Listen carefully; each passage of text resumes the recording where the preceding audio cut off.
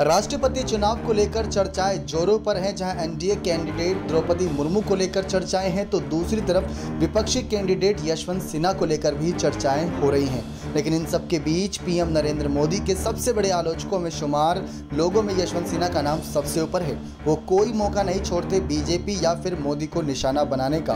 राजनीति में फिर से खड़े होना भी था तो पश्चिम बंगाल के असेंबली चुनाव से पहले उन ममता बनर्जी का दामन थामा जो मोदी की सबसे बड़ी दुश्मन मानी जाती हैं। तो ये बात साबित करती है कि यशवंत सिन्हा किस तरीके से मोदी के खिलाफ जाते रहे। लेकिन बड़ा सवाल है कि यशवंत आखिर मोदी के इतने ज़्यादा विरोधी कैसे हुए और फ़ोन कॉल का खुलासा क्या है। दरअसल एक शो में यशवंत ने सवाल का जवाब देते हुए कहा कि 2014 से पहले जब मोदी को बीजेपी की तरफ से पीएम का चेहरा पेश करने की कवायद चल रही थी तो एक पत्रकार ने उनसे कहा था कि मोदी के नेतृत्व में ही बीजेपी जीत हासिल कर सकती है। तब उनको मोदी ने खुद फ़ोन करके शुक्रिया अदा किया था।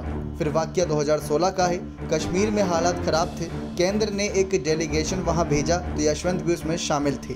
वो कश्मीर गए तो उन्हें लगा कि बातचीत से ही हिंसक माहौल पर रोक लगाई जा सकती है।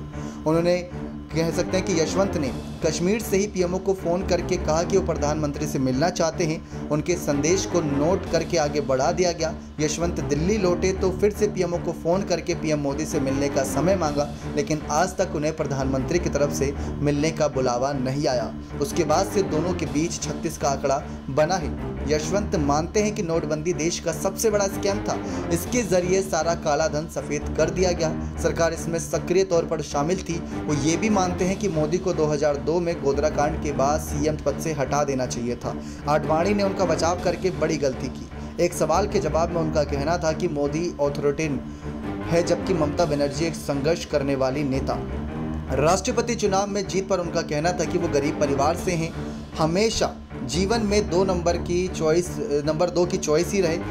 इस बार को वो नंबर 4 की चॉइस थी। यानी कि आपको बता दें इस बार वो नंबर 4 की चॉइस इसलिए बने क्योंकि इससे पहले भी कई और विपक्षी नेताओं का नाम था।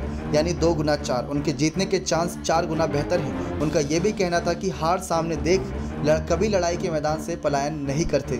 उनका मानना है कि भारत के राष्ट्रपति का संविधान में जो स्थान है उसका सबसे पहला कर्तव्य है कि वो संविधान की रक्षा करें। यही बात वो द्रौपदी मुर्मू के लिए भी कह रहे हैं कि द्रौपदी मुर्मू अगर राष्ट्रपति बनती है तो वो एक रबर स्टैंप बन के ना रह जाएं। इस बात के पहले वो कह सकते हैं, सबके सामने वायदा करें। साथ ही साथ 18 जुलाई को जो राष्ट्रपति चुनाव होना है उससे पहले तो बयानबाजी दोनों तरफ से जारी है। इन सब के बीच देखते हैं राष्ट्रपति चुनाव की जब वोटर गिनती 21 जुलाई को होगी तो उस दिन क्या बड़ा ऐलान होता है। नेक्स्ट 9 न्यूज़ रूम की रिपोर्ट।